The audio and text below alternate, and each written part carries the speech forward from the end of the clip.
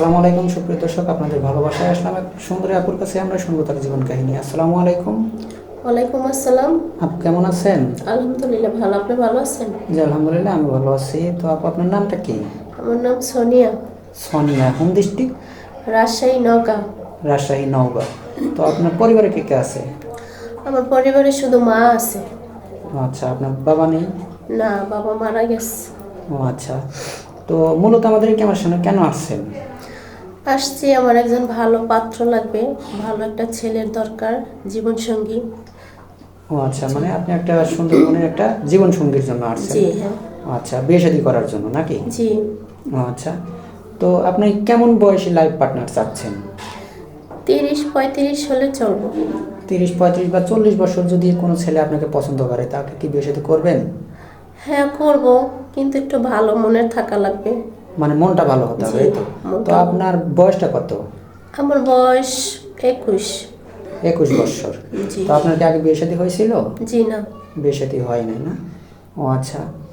তো আপনার এই যে বয়সটা তো অনেকই হয়ে গেছে, তো বিয়ে শাদী হয় নাই কেন? বিয়ে শাদী কিভাবে হবে? আমার মা বাসা বাড়িতে কাজ করে, যতটুক টাকা পায় অতটুক টাকা দিয়েই সংসার চলে। ও আচ্ছা, মানে আপনাদের আর্থিক সমস্যার কারণে অর্থাৎ হ্যাঁ। যৌতুক দেওয়ার মতো সামর্থ্য নেই।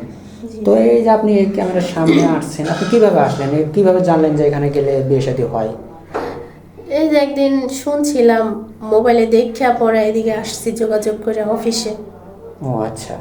তো যাই হোক, লেখাপড়া কতটুকু করছেন?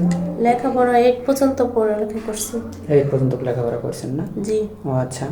তো আপনি তো দেখতে শুনতে অনেক মাশাআল্লাহ সুন্দর। আপনাকে কি কেউ প্রেমের প্রস্তাব দেয় নাই কখনো? হ্যাঁ দিয়েছে, এখনকার প্রেম তো খাঁটি না, এর জন্য কারো প্রেমে পড়তে চাই না। ও আচ্ছা, মানে এখন শুধু প্রেম করতে চায়, মানে দেহ পাওয়ার জন্য। জি, কেউ জি। কখনো মনের থেকে গরিবকে মেনে নিতে চায় মেনে না, নিতে চায় না। শুধু এনজয় করার জন্য প্রেম করতে জি। চায় নাকি? হুম। যাই হোক, আপনার মনটা অনেক সুন্দর, তার কারণেই এখনো বিয়ে শাদী করেন নাই। যে আমার এই আপনি যে এত সুন্দর, তারপরে যেটা যে আমার স্বামী শুধু আমার গ্রহণ করবে, তাছাড়া আর হ্যাঁ, হ্যাঁ। কাউকে কখনো গ্রহণ করতে দিবেন না। তো আপনি কয়টা ছেলের আসক্ত হতে চান? একটা ছেলেরই নাকি অধিক লাগবে? না না, আমার একটা ছেলেরই দরকার, যে আমারে বুঝবে, ভালোবাসবে, যে ওই ছেলেটা কোনো মেয়ের আসক্ত না থাকে, ওরকম ছেলের দরকার আমার, ও যে আচ্ছা। আমারে সারা জীবন ভালোবাসবো। জি জি, বুঝতে পারছি। তো আমাদের এই চ্যানেলে অনেক দেশি বা প্রবাসী ভাই আমাদের লগ দিয়ে থাকে। তো আপনার কি কোনো ফোন আছে? না ভাই, আমার ফোন নাই। আমার ফোন মা নাই? বাসা বাড়িতে চাকরি করে, আমি ফোন চালাবো কিভাবে? ও আচ্ছা। তো এই যুগে যে হাতে কারো ফোন নেই, একটা বাটন ফোনও তো থাকে, কিন্তু আপনার হাতে তাও নেই? না ভাইয়া। ও আচ্ছা। তো যাই হোক, এখন যদি কোনো প্রবাসী ভাইয়ের বাচ্চা আছে, তারপরে আর একটা বিয়ে শাদী করতে চাচ্ছে, বা তার ওয়াইফ পরকে করে অন্যের হাতে, অন্য একটা ছেলের হাত ধরে চলে গেছে, এরকম যদি কেউ আপনাকে বিয়ে শাদী করতে চায়, আপনি কি করবেন? হ্যাঁ করব। বাচ্চা আছে দেখে কি হয়েছে, বাচ্চা থাকলে সমস্যা নাই। তো বাচ্চাকে কি আপনার নিজের সন্তানের মতো দেখতে পারবেন? হ্যাঁ, পারবো না কেন? তাকে কখনো কষ্ট দিবেন না? না, ও নিজের আচ্ছা। সন্তানের মতনই লালন পালন করে বড় করবো। ও আচ্ছা, অনেক মনে করবো সুন্দর যে কথা নিজের বলেছেন। সন্তান। জি জি। তো যাই হোক, কারোর জীবন কাহিনী 2-4-5 মিনিটে শেষ করা যায় না।